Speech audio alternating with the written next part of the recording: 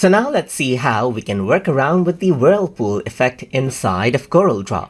So in order to go around and work around with the Whirlpool effect, here you can see that I have an image imported into Corel Draw. And to apply the Whirlpool effect to it, first of all, you need to go around onto the effects menu right here, and then you need to go around over here onto distort section.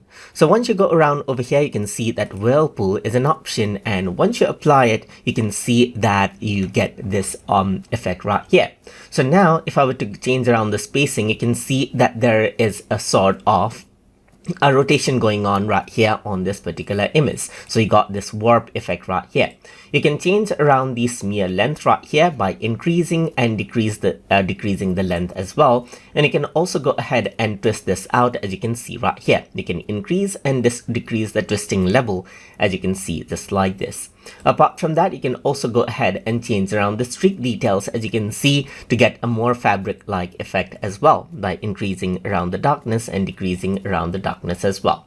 So that is how you can go ahead and work around with the Whirlpool effect inside of Corel Draw.